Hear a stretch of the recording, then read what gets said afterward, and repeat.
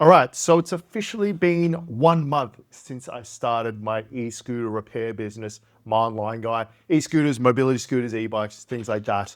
And in today's video, I'm going to talk through the numbers. How did I go this month? I'm actually genuinely surprised, and I want to share with you how I went, the things I'm going to be doing next month, and some of the things I've learned after doing this for a month. For those who don't know, let me give you some context. I started an e-scooter repair business last month based off a series of events that led me to doing that. One being I need to get out in the sun more. For context, it is a side hustle because I do have another business, which is a marketing agency.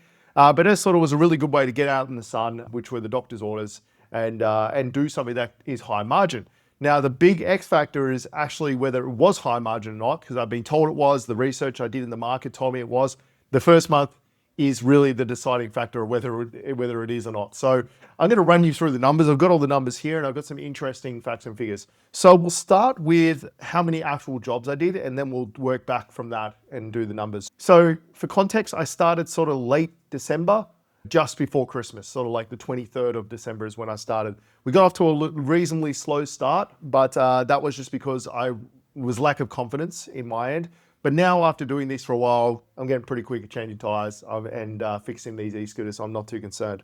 Okay, so let's talk about some of these numbers. So, inquiries. I actually got 85 inquiries during this month period, in the first month of operating my e-ride guy. I don't have the breakdown of what they were, but I would say 70 to 80% were scooters, maybe 10% were like bikes and things like that, e-bikes, and another 10 or so percent were mobility scooters. Now, for context, I have not really been advertising for mobility scooters much at all. My thoughts and strategies are focus on one thing a month to get good at it. So this month it was e-scooters, next month will be mobility scooters.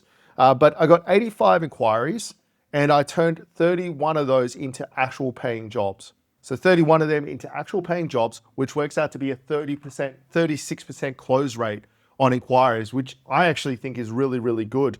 It's an indication to me that potentially I'm charging the right amount, because if I was closing 80 to 90% or 70% of this, then I wouldn't be charging enough. 30, a third of them pretty much tells me that the pricing is pretty close to where it needs to be.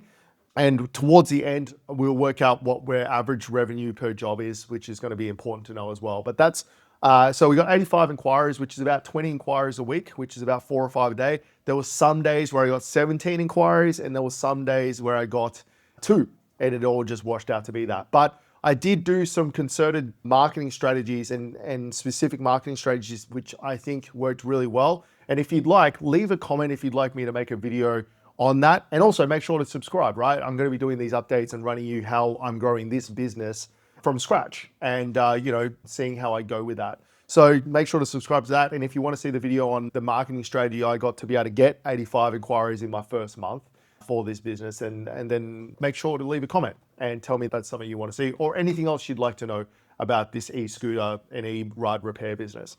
Okay, so let's talk about some of the numbers. So top line revenue, which is the money that I took in, was $4,172. This is Australian dollars too, $4,172. And that's based off me doing about 10 to 15 hours a week of work.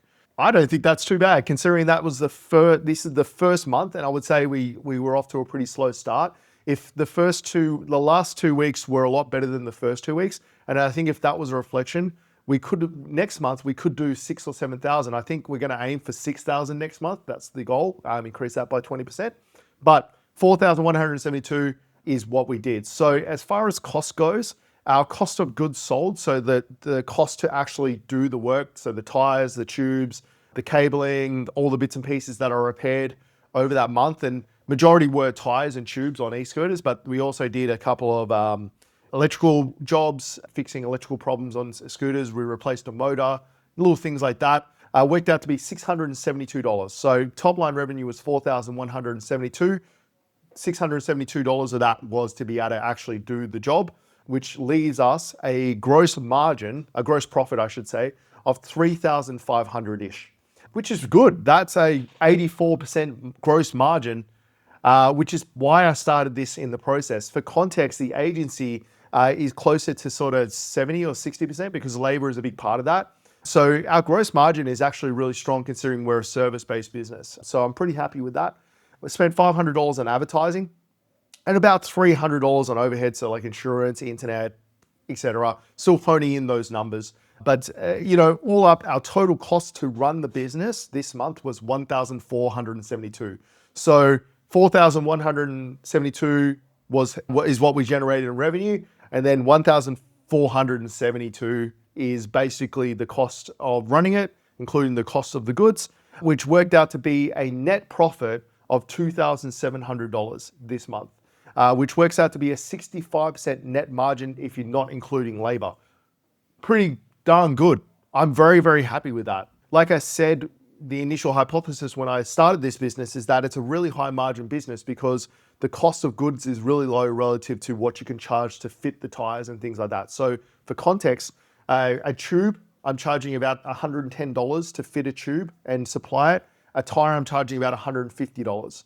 So really high margins, and that's why my conversion rate's lower, because I am charging on the higher end. But the branding that I have, the way I present myself, the fact that we're mobile as well when we need to, helps a lot with people willing to pay that little bit extra and carrying stock. With that 2,700, I'm pretty much putting it all back into the business. Something I've bought is a little thermo printer for printing out job lists. I've got another printer coming for printing out QR codes so I can do the inventory properly, so I can check on hand at any time what inventory I have. So I'll take you along the journey of setting that up as well. Now, if we take into account the labor element of this, like I said, let's just conservatively say I did sort of 10 hours a week on average. It was probably slightly more, but let's say 10 hours a week. If you take the $2,700 net profit and then you did 40 hours, so 10 hours a week times 4 for a month, it works out to be $67.50 an hour.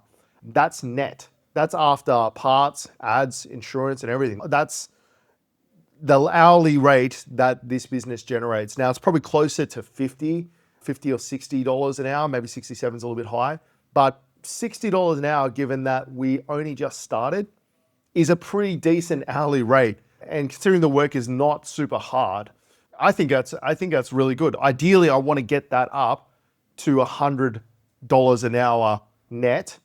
If you take into account gross hourly rate, it's about $104 an hour, which is really good. So we need to get our gross hourly rate to about $140 an hour, and then we'd be able to getting a little bit closer to $100 an hour net. If I can do that, I think we are onto something really, really good here. So considering it was the first month, yeah, I'm very happy with how the business is tracking.